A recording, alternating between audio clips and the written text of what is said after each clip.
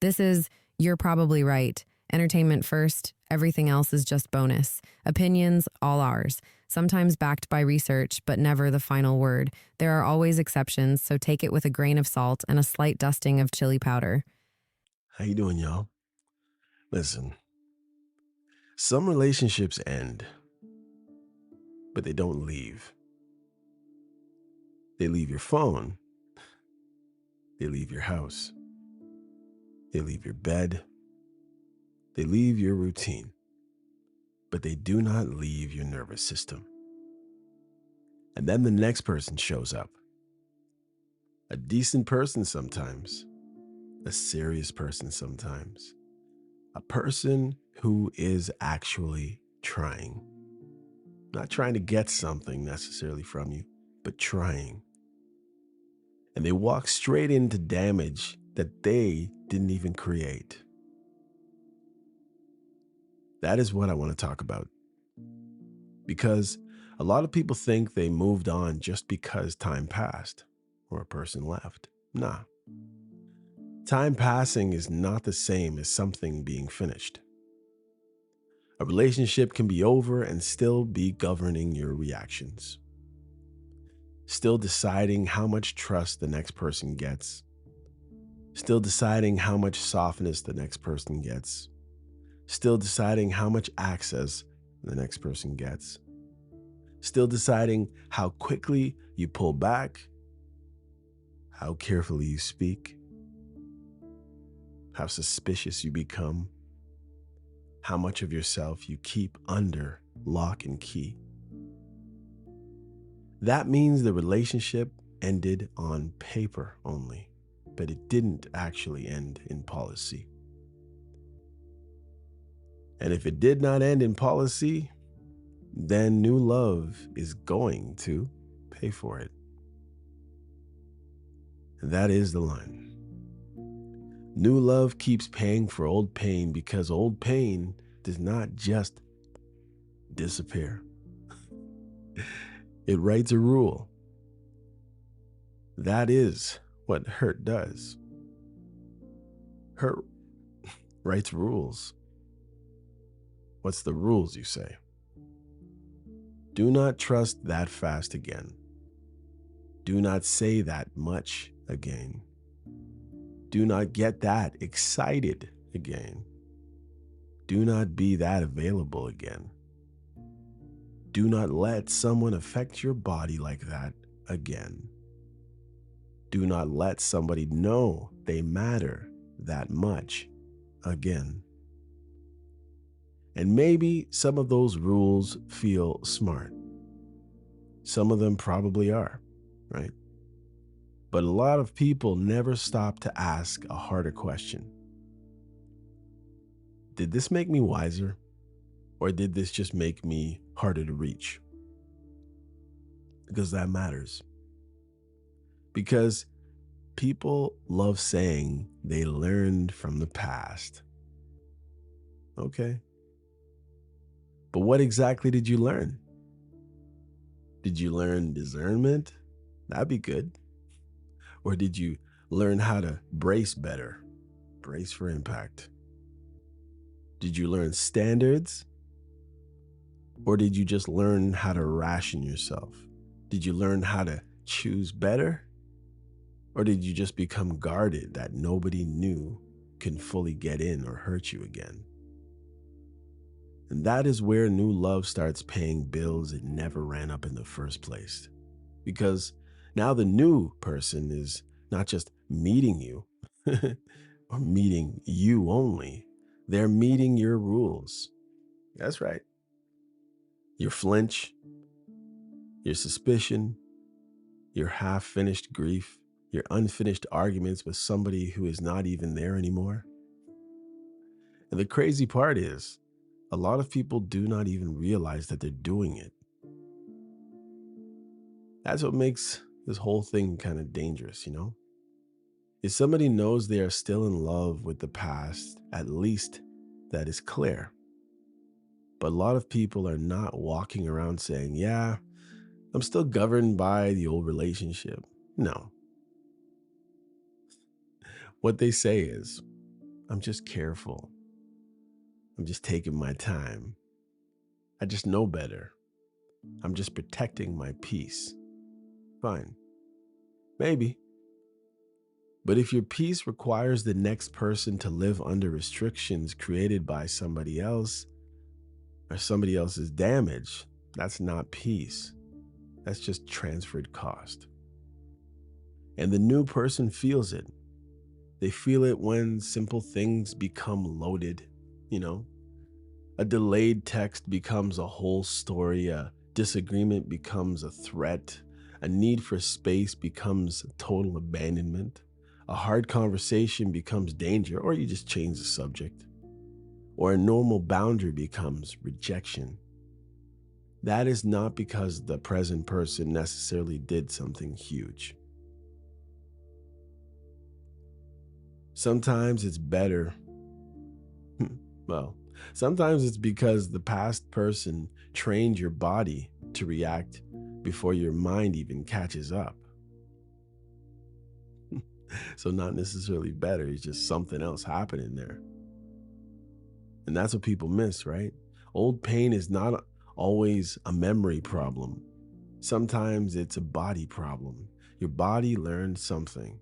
It learned that closeness can flip.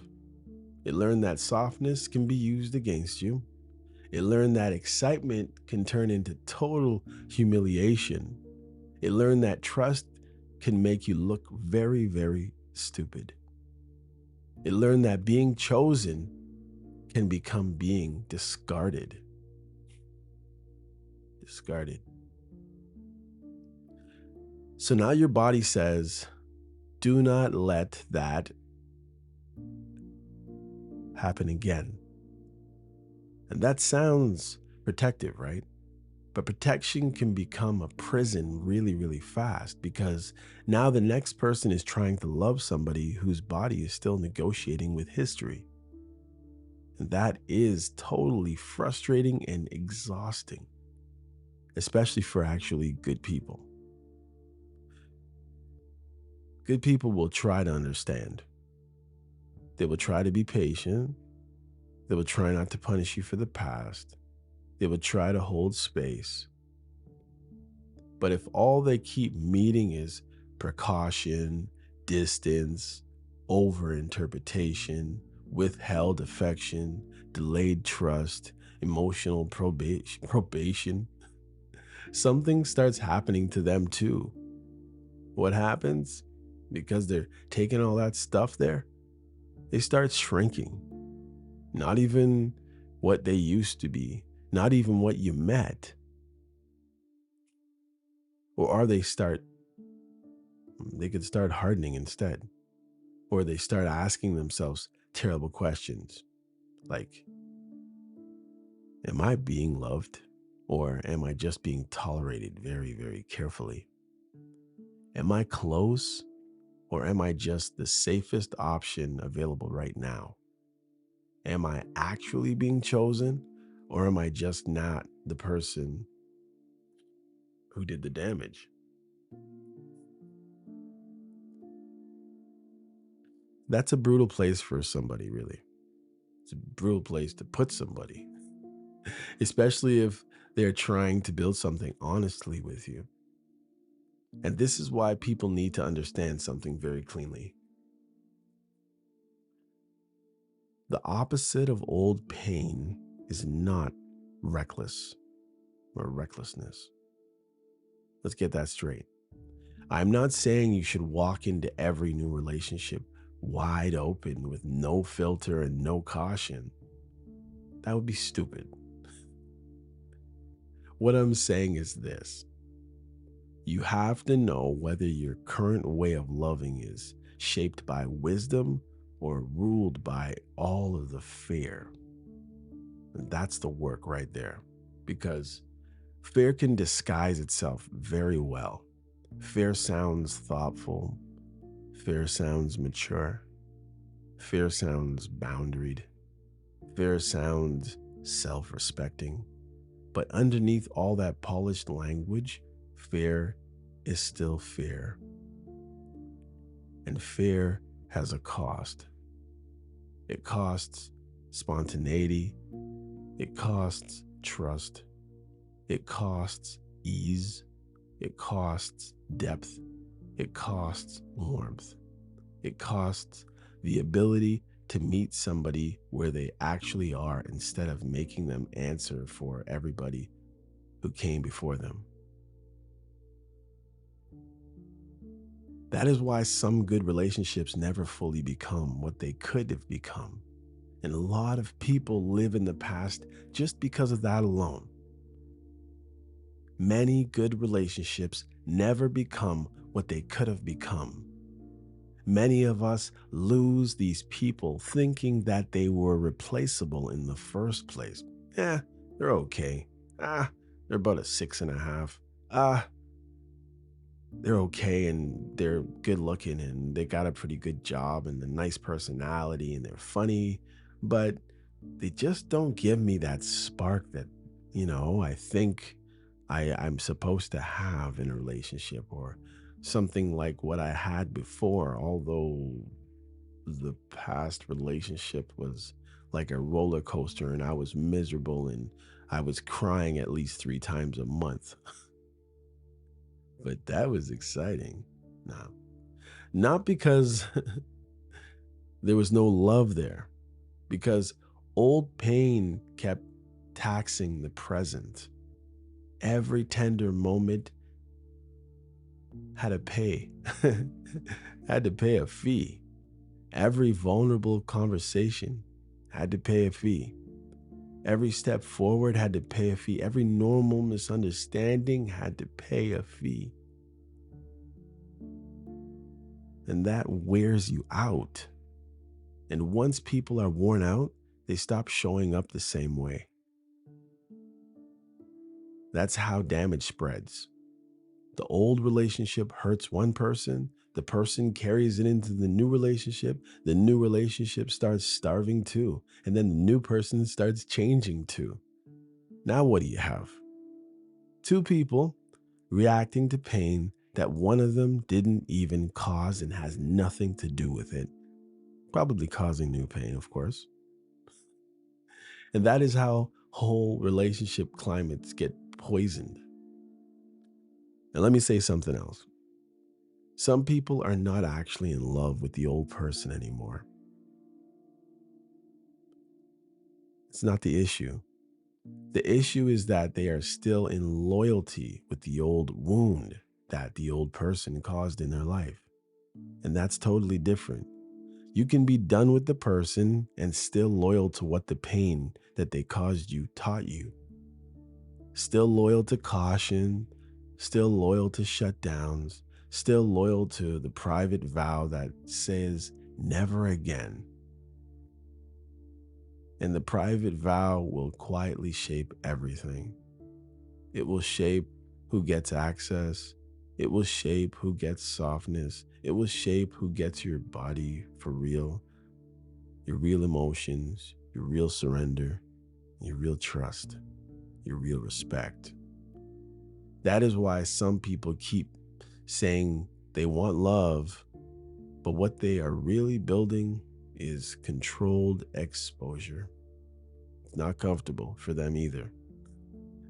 Enough warmth to have a relationship, right? Not enough vulnerability to get devastated, though, again.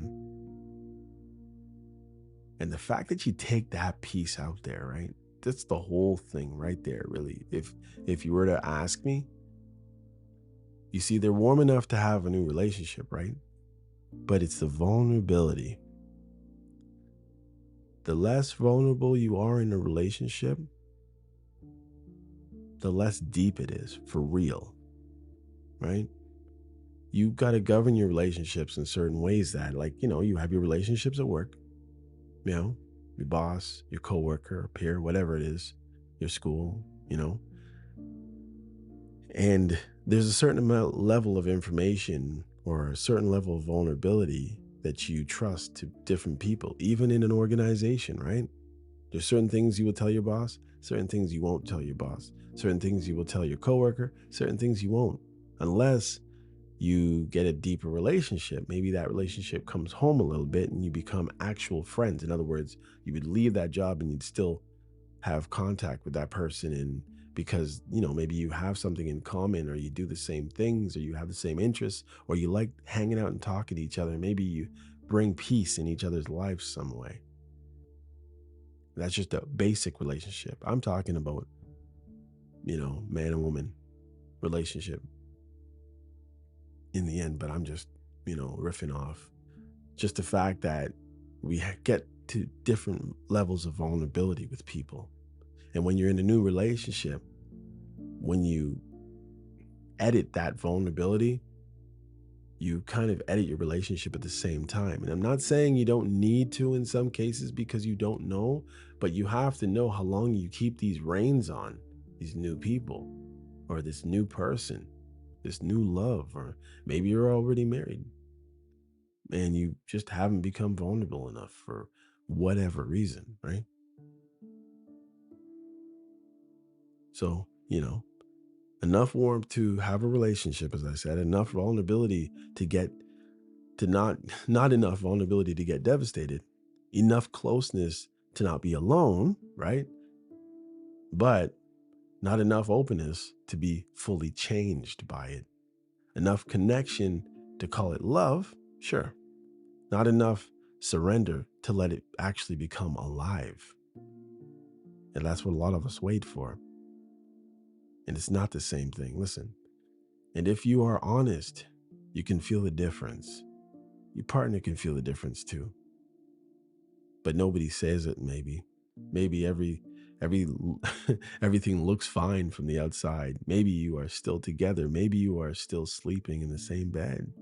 Maybe you are still posting the pictures. Maybe you are still making plans. But there is a difference between maintaining closeness and actual intimacy. There is a difference between continuation and connection. There is a difference between having a relationship and actually being emotionally free inside of one.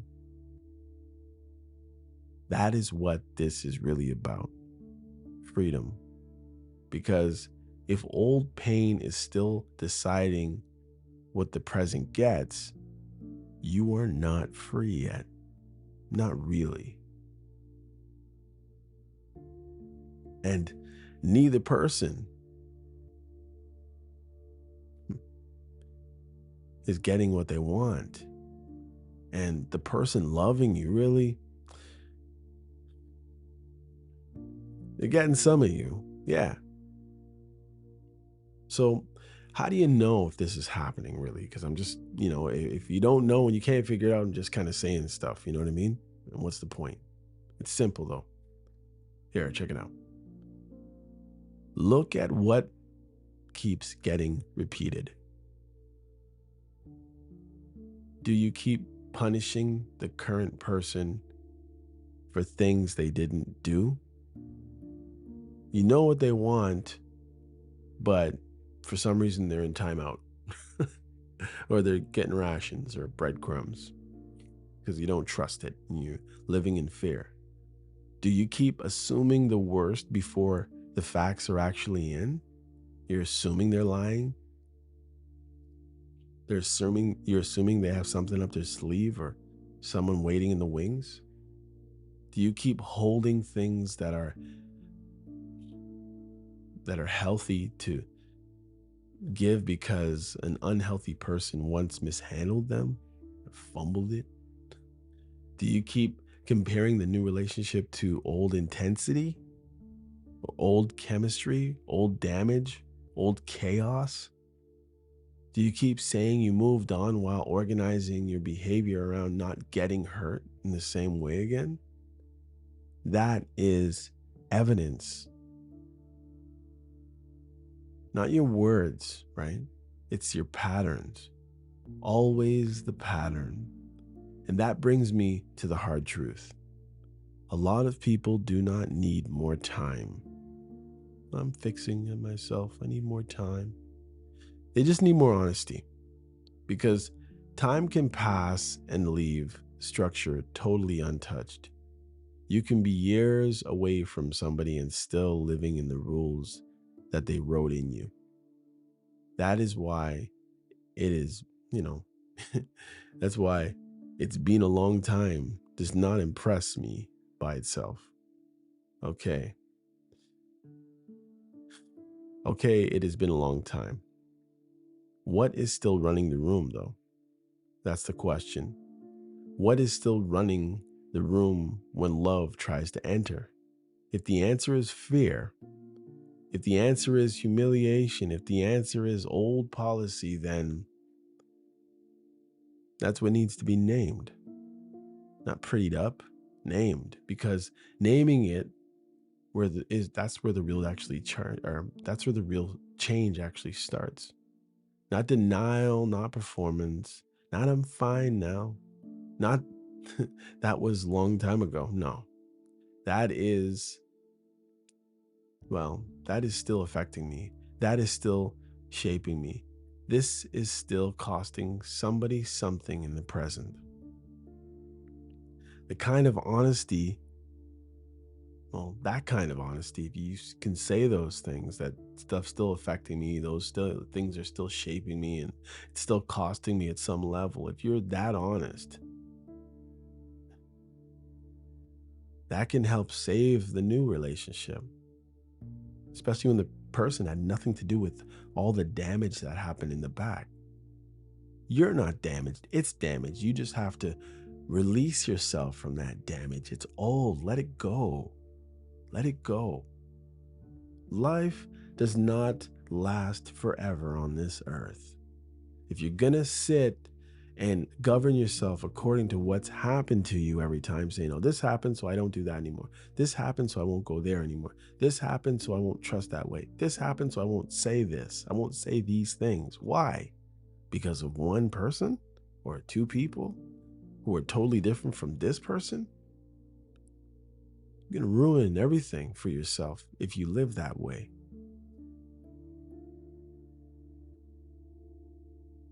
If you can have that kind of honesty to say that these things are still affecting me, but you're trying and willing to move on knowing that this person is different,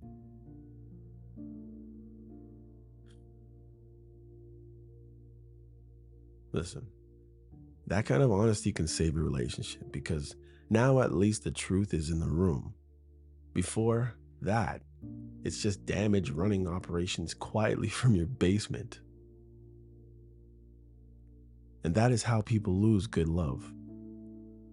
Not with explosions, not with inherited, well, I would say, yeah, with inherited tension. It's just there. With old fear, with present day withholding. What it is, only you know what you're withholding. With nobody wanting to say the hard thing. So let me say the hard thing. If new love keeps paying for old pain, then old pain still has too much authority. That's it. And if you want a different future, you do not start by pretending the old wound is gone. You start by taking it, well, you start by taking it or taking its authority away, I would say. Can't really just take it and throw it away. You take its authority that's in your life, take it out. Boom. Now, I'm not saying become foolish, and I'm not saying become reckless, because recklessness will give you a whole level of damage, right? You don't say all bets are off. Whatever happens, happens, and I'm going to do this with this. No, I'm not saying that. No, not at all. But you do it by becoming honest enough to stop letting the past negotiate every intimate moment in the present. That's the move. It's not easy, I know, because once you do that, you have to risk something again. You have to become reachable again. You have to become knowable again. You have to stop treating caution like a personality trait. You have to stop calling fear wisdom every time it saves you from feeling too much. That's real work. But That is the work that you need to do, because otherwise you will keep getting the same result. The old relationship ends, the new relationship inherits all the bruises. The new person tries to love you. You call your restrictions healing. They call the distance confusing. And both of you slowly get less alive. And that's not what you want. So if this is you, then ask yourself one clean question. Is my present relationship being asked to survive rules written by the past with someone else or others? If it is yes, then that's where you start. Not with shame. We all live life. We all make mistakes. We've all been here. We've all been there. It has nothing to do with living the new relationships in shame, just with truth.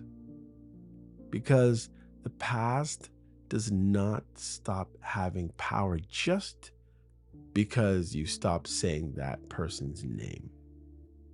And the future does not begin just because somebody new showed up. The future begins when the old moon stops deciding what love is allowed to cost now. That is the line, and that is why new love keeps paying for old pain. That's it right there, guys.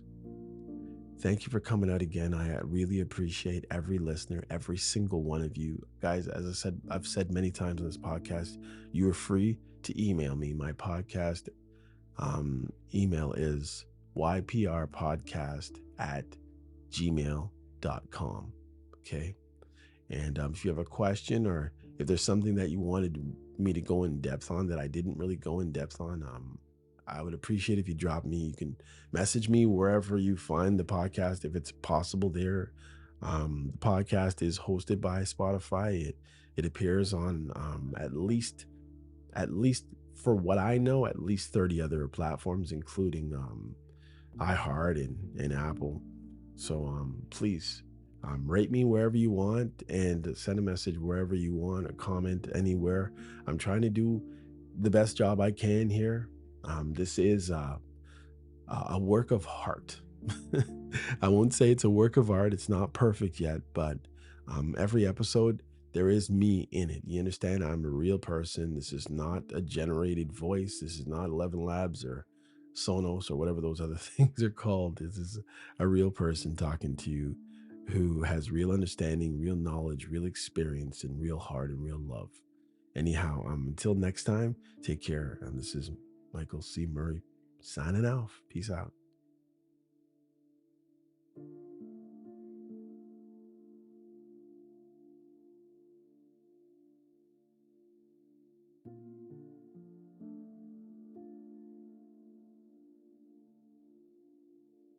Hey, come check out You Probably Right podcast. Society is getting more unpredictable every day, but at the same time, predictable in its unpredictability. Say that 4 times real fast. Come with me as I attempt to find clarity in all the fog while staying way outside the box and kicking the box way down the road with my size 12 ducks.